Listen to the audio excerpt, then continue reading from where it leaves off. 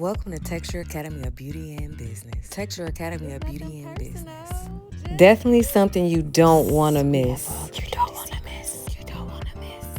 Who's the artist of today? Dropping all the gems. You don't want to miss. You don't want to miss.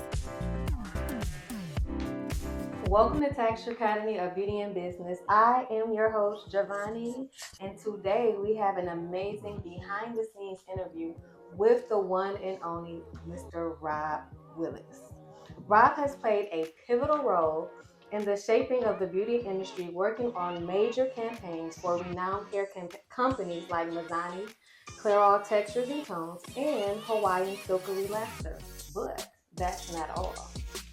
He also is a respected writer in the beauty industry, securing major contracts to create step-by-step product instructions for campaigns such as Olive Oil Relaxer, Mazzani Beyond Color, and Vital Pro in multiple languages such as English, Latin, and French.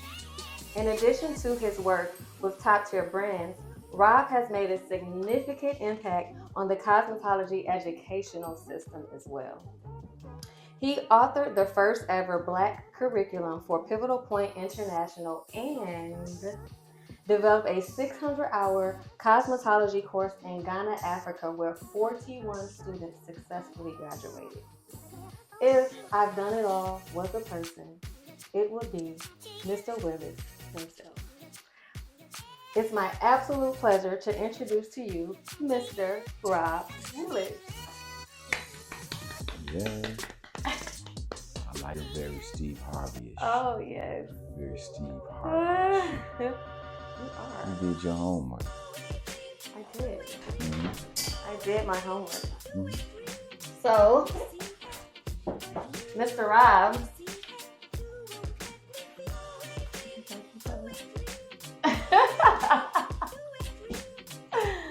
Thank you so much for joining us today. You telling us about your journey in the beauty industry and what inspired you to get involved. Okay. Art was my inspiration for the beauty journey. I used to collect comic books because I've been kind of like a creative my whole life. And I found myself sketching the hair of the characters, like so much so that when I was in high school, I didn't really need the books anymore. I could just draw the hair. And one day I was going to the bus stop and this guy didn't have no pictures in his window. And then there were pictures in salon windows. Everybody put pictures in the window. Yeah, I remember that. Because, traffic go by. So Yeah. I went in there and I asked him, you want to buy these pictures? He was kind of laughed, like, you got a lot of nerve to come in here with some pictures on some lined paper. Not line paper. Oh, it was lined paper. It was folded up in my pocket. But that was my work. And when he saw it, he said, well, where you trace this from? I didn't trace it. I said, well, where you copy it from? I didn't copy it. This is where it comes from. So I just draw it. It's in my head. So you're a hairdresser. And at that time, I didn't know because I was in a band. I was getting ready to, go to an ROTC scholarship to West Point Starter School. So from military to beauty. Yeah. And the journey's been unstoppable from then to now. Like 39 years later, it's taken me halfway around the world. So just all by sketching. They really say that some people are really like just born. Mm-hmm. It's just in you, right? Don't you know how there's like back in the day when there were doctors and even hairdressers and stuff, like it was something that they felt like you were born to do, Yeah. right? Mm-hmm. Versus now where a lot of people may do it for their various reasons, but when you're just like born to do something at that young age, you just know, like when you know, Mm-hmm. right? I agree. So you've worked on some major campaigns such as Mazzani and Hawaiian Silky Relaxer.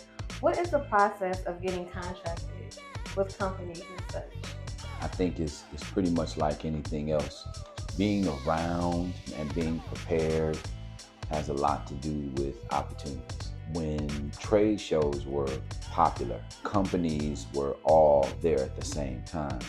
Stylists were there all at the same time.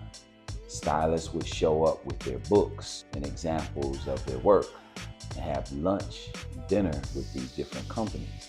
So they built relationships where when the company decided to do maybe a print ad, they met this stylist at this show. So that's how that worked out. And for me, it was a little bit different because all of my stuff started out, my bait was always my work. But that was just to catch you to reel you in because I could write. Right. And that would give me more opportunity because I could put pictures with the words to describe what will happen in the functionality of your product. So that was like your one-up on a lot of people because I didn't know it though. I mean, at that time you probably didn't know it, but Yeah. a lot of people weren't that creative. So when you were looking at the comic books, was it more so it was the words and the pictures that you've seen? Yeah, because all of the characters always had some sort of big circle, square coming out their mouth. And you put the words in it and it makes up for the story. Yeah. Whereas for me, it was the same type of thing because hairdressers are characters and they need words, so you do the same type of thing. It was just not in book form. It was just something to teach them with. I didn't know that what I was really doing had a purpose. I just knew how to do it. Yeah, that's another thing. Like I said, when it was just in, you came up with it. Yeah. So can you tell me what was the process like of getting ready for one of these campaigns? What did that look like? It was fun, but it was pressure because number one, major ad campaigns are on a budget. And within that budget, they gotta fit everything. Photographers, stylists, makeup artists, blah. So if you're not confident in your work, you gotta have a blueprint for them. You gotta have something that shows them, well, this is what the end result is gonna be, because nobody gives you an opportunity and goes, well, we just trust you to come up with something on set. That's not how it works. Yeah. You give them mannequins, you give them sketches, and they get those things to build confidence that you're the person for that job. What do you think that the key is to making a campaign successful? Delivering what your client wants. That's what's success. Because I didn't always like what the end result was. I mean, it was my work, but if that's what Clara wanted, if that's what Soft Sheen wanted. I never thought about that. So you have to be able to be open and, really you're there to do a job, not to have an opinion. Rejection is very common to have receipts. And that's why over the years, any company that everyday people are going to be using this product. Like, how do you go about that to where an everyday person could understand what they're reading and apply something like as serious as a chemical product like a relaxer to their hair, and to be able to do that successfully without a licensed stylist around? It's the safety of the end user. Manufacturers are very smart. Keep in mind, their job is not always to tell the truth. Their job is to sell product. So they hire people, specialists in different areas, to make sure that they're legally plausible, means that it will pass the guidelines of the rules in that state. Yeah. Doesn't necessarily mean it's 100% true. Give you an example. I've done relaxer shoots, right? Okay. Where that Are person y'all listening had to this? long, beautiful, lustrous hair, right? Yeah. And you see them, and you be like, I want that relaxer because that person has it, right? Well, what they don't know is there was only this much, 2 tablespoons full of relaxer applied to that part of the hair. Why? Because it was legally plausible to say that person has that relaxer, right, and that person's hair looked like that before they got the relaxer. It would have looked like that after they got the relaxer. I'm not saying that it's a bad or a good thing. I'm just saying that visuals are the secret to the trade from back then to now. Yeah. And sometimes people were misled or misguided by what the visual said, and it set a different expectation. That's all. Yeah, no, that's crazy to even think that companies, but that was their job, someone's job was to go and find someone with this beautiful, luxurious hair and say, hey, she's the one. Mm-hmm. She's the great candidate for that. Mm-hmm. And it doesn't necessarily mean that we have to relax 100% of the hair. As long as we relax a piece of the hair, then now we can say that the whole head is relaxed. Well, the fact is, the word whole was not never used. in the equation. That makes sense. Okay. So Rob, tell me, what advice would you give someone that's in the industry and wants to do more than be behind the chair and wants to become a writer or wants to break into writing instructions for a company? What steps would they take to break into an industry today in 2025? I think now you need to have a portfolio that encompasses all your talents versus a scope, maybe one or two of your talents. Write your book, sell yourself. There are some people who have a multitude of talents, but they only focus on the ones that are quote unquote popular or they have the most confidence in. I know that there are several different levels of hairdressers. It's just like it's several different levels of speakers and performers. Yeah. But for the business now, depending on where you fit in the business, you got to be able to do a little bit of all three. Like back then, a lot of work came to hairdressers who only did hair. Now you got to do hair, do makeup, do skin, because they want to write one check to a person to do three jobs and not three people. Now, bigger budgets, of course, allocate those type of things, but honestly, you get the job first because you could dress the hair, you could do the makeup, you could do the nails, you could do everything visually that person needed for that production without having 2 or 3 people to pay. Okay. And that's how they are today. Smarter for the company, sucks for us. Absolutely. The person writing the check is the person that's really trying to make sure that they spend the least and get the most. Yeah, no, absolutely. And you can't be mad at that. Business is business, right? Sheen exposed me to everything that was the foundation of what I knew about the Black beauty industry. The Proud Lady was, my inspiration, because there was like the Proud Lady Beauty Show, the Big Show Expo. Those were big Black shows at the time. And Soft Sheen was the first company I worked with that was a multi-million-dollar company that was making Black hairdressers superheroes. Right. I've tried to break into doing being a artist for Redken or Mazzani, or it's difficult. It's competitive. You know why? Because people have made it their business to be gatekeepers. Can you explain? Yeah. At one time, my word was good enough in my industry, but today, it's my word associated to whatever influencers that are the gatekeepers to the industry, to be the gatekeepers, so that the stylists, only so many are going to get this far because they have to know these people to get that. That's crazy. Your resume will sit on a desk with 10,000 other resumes, because they're not looking at the resumes. They're really looking at the resumes that come in over here, because that's such and such their network. Yeah. And without exposing all of them, I say this. When you have a gift and you know you have a gift, don't doubt your gift. If one don't buy it, sell it to the next one. Because what's going to end up happening is they're all going to go, wait a minute. He working. Yeah. And when they all see that somebody gave you a chance, everybody that didn't give you a chance, they gonna want to give you a chance because the one person took the chance. That's how this business works. Yeah.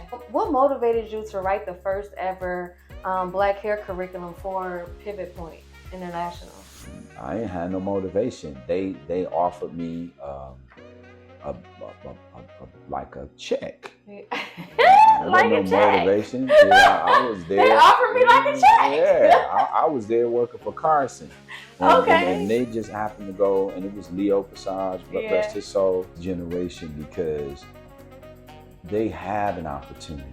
They have it much easier than we had, but they get caught up in the wrong things.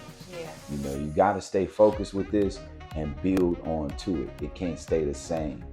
It can't stay the same. And the one thing that I want everybody to be clear on, hairdressing is an art form, but hair maintenance is a lifestyle. And created a 600-hour cosmetology course in Ghana, Africa. Guyana. I'm sorry. No, okay. I just want to get you corrected because I worked in both places. Oh, they're different? And a lot of people get it mixed up. Oh, I didn't know Guyana is in South America. Ghana is in West Africa. Oh, so this is not Africa? Mm-mm. Oh, that's okay. So Guyana. That's by Brazil. That's not far from Brazil. Guyana, that's South America. Yes. Oh my gosh, and I had Ghana is West wrong. Africa. Okay, Guyana. Right. Right? Okay, so 600-hour cosmetology course where 41 students successfully graduated. Like, can you? Did they come to you? Did you go to them? Like, how was this opportunity presented to you? Yeah. Honestly, it worked out like this. I did a class in New York about 20 years ago. And there was a young man in that class and a young lady that was from Guyana. Yeah. And they asked if you had an opportunity, would you come? And I said, well, sure. I always say that. Yeah. But maybe 10, 12 years later, they called. And honestly, I didn't even think it was real for a minute, but it was very real because the government was funded by the World Bank to do this program. Why? Because oil is in Guyana now. So now that ExxonMobil is there, tourism is increased. So the country said, well, let's upgrade our service industry. Henceforth, they needed a consultant from the U.S. That's how my name got dropped into it. And I did the deal directly with the Guyanese government. You know what, Mr. Willis? You be in a lot of right places at the right. I need to hang with you.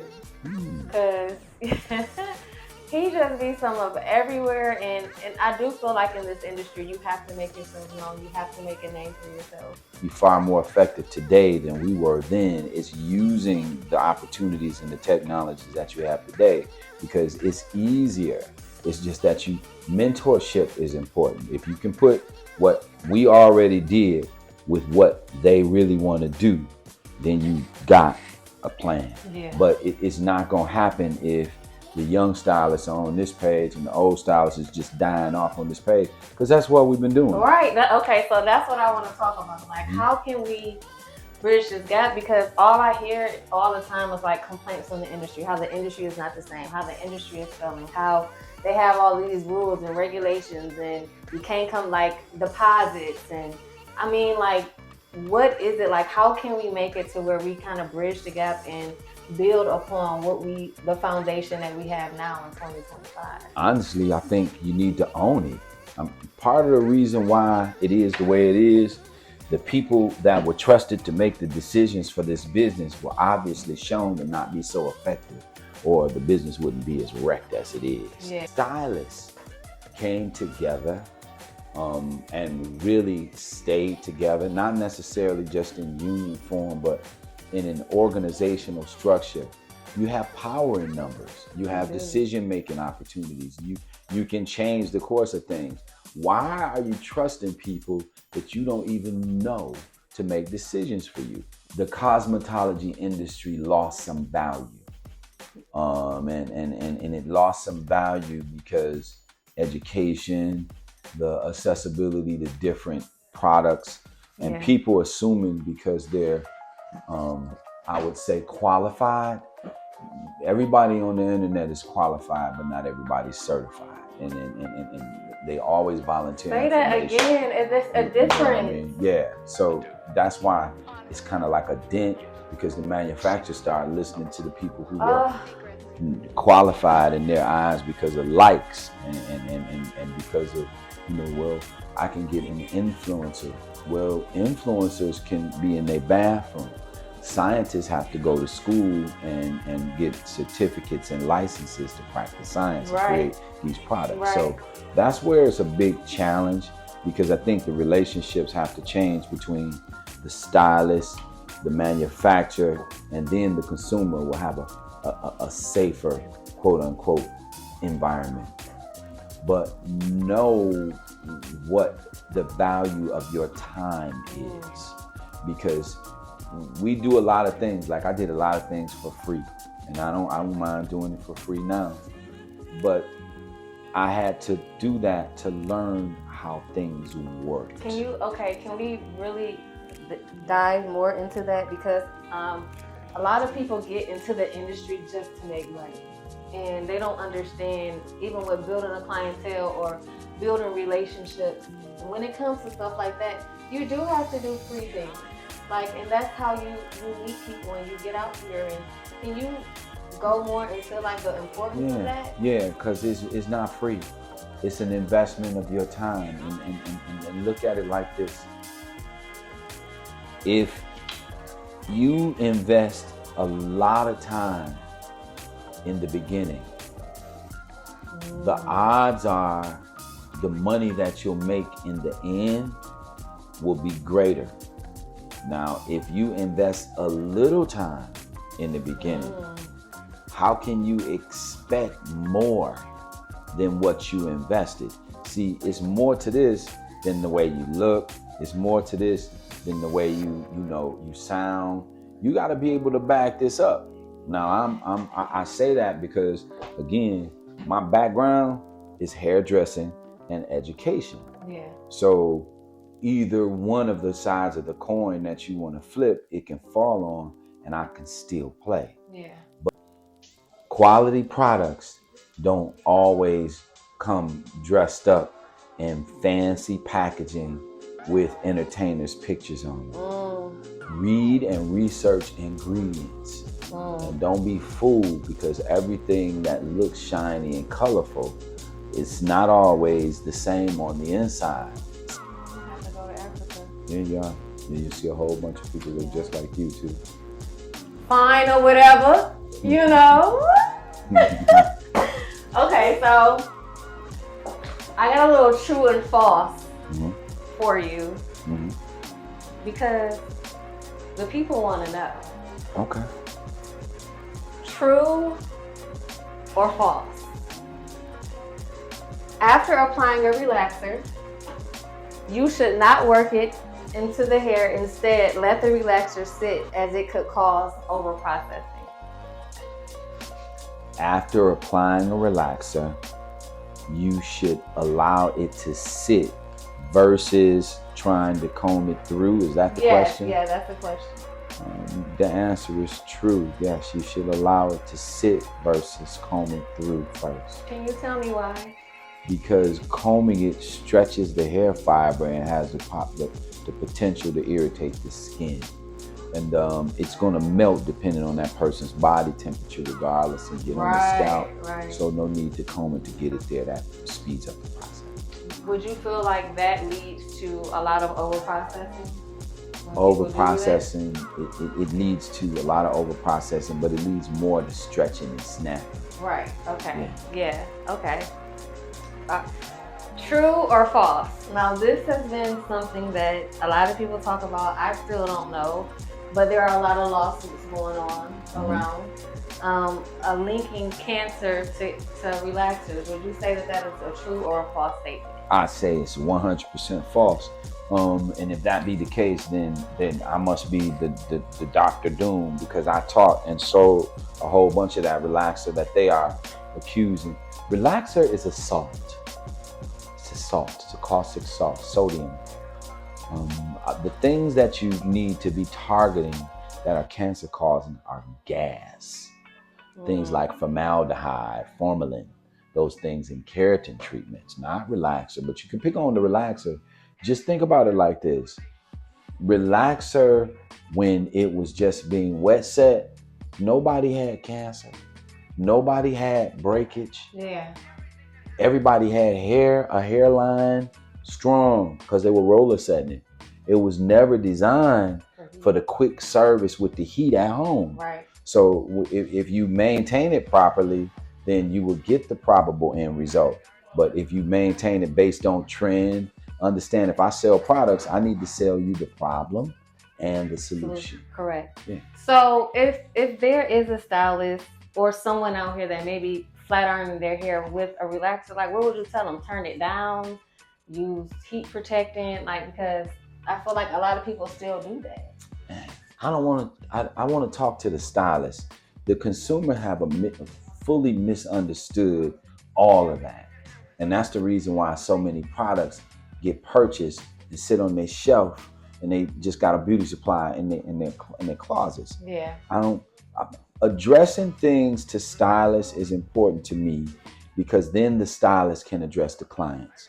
I don't want to be like the manufacturers and go straight to the clients. Now, of course, I offer whatever positive information I can. Yeah. But I don't want to feel like we're teaching them directly. We've already been removed from the platform long enough. All right, so we got some fun. This is gonna be funny. Okay, so I think I figured out the difference between a silk press and a press and curl. Okay. All right, so y'all called it a press and curl because y'all used to curl the hell out of that hair. It would last like, that curl was like, you got one picture in here when you was curling that one girl. Them curls were so fucking tight, y'all. I said, dang! You talking about 4 weeks. Like, and they're coming up in a salon like this on week 4. Like, I'm ready for my hair to be washed. Right. That's right. Because all of those curls were also had oil because we were using a lot of oil back then, and oil was causing the hair to have a particular weight. And then we were also using a lot of spritz back then because spritz would hold it. So a lot of those habits were bad, but that was what we were doing. Yeah. But that's where I feel like they changed it from a press and curl. Because press and curl sound like them curls ain't going nowhere. Well, they weren't. Silk press. Silk press sound more smooth. Well, silk press sells product. That's true. Product and press and curl was a service. You see. This is why I can't stand it. That's the difference in how when you think about it. If I want to add something, then I give it more essence. A press and curl is still a silk press, but a silk press is performed with products to enhance the activity. Whereas a press and curl. Why was y'all using it? Why was y'all using that heavy grease? Because it made that hair stay straight. We started out with lard. Yeah, y'all did that, but y'all got grease on the couches when you get up and on the pillows and everything. When there was grease, there wasn't as many weaves either. It wasn't. Think about that. That's true. The hair was definitely moisturized. Okay. And it's moisture was not a problem and back it's then. not because the grease produced moisture. It was the way the hair was handled. Hair wasn't handled like a fabric. Hair was handled like it was skin. Now, hair just like a fabric because you can go to the store and pick, give me, Himalayan, Bohemian, Bella House straight. Period. And they got it. No, that's not what it is. Feel soft to the touch. It should have a luster to it. Do my hair feel soft? Yeah. And it's got moisture too. Okay, so I know why y'all call it a updo. Cause it's up and it's stuck and it's up. Well, it was stuck. It was definitely it was up. It wasn't coming down. You could rain on it. Right? No, for real. No, really. Yeah, we backcombed it, then smoothed over the backcomb, and then spritzed on top of that. Then took the iron and sealed that in. Then put a bunch of Isoplus on top. A whole bunch. Nah, so much you would be sneezing and coughing and hey, spritz used to be a perfume. Pump it up. Yeah, but Pump It Up wasn't as Paul Mitchell Freeze and Shine was before Pump It Up. Yes, and it was. And before that was the can spray, aerosol sprays before we even had the spritzing. Aerosol, that sounds like something you use on when you iron clothes. Final Mist. You know what? You know that, what did you call that stuff that you spray on that? Spray starch? Yeah. Spray starch. The Final Mist is like that too. That's right, that's what that sounds like. Mm-hmm. That's what we had. Wow. So in closing, I just want to thank you for tuning in with Texture Academy and Beauty and Business. Thank you so much, Rob, for coming on today and giving us all of this amazing knowledge. So I want you guys to tune in to my YouTube, follow, subscribe, like, And we will see you on the next go round. And I want to know what artists you want me to interview next. So let me know. Until next time, peace.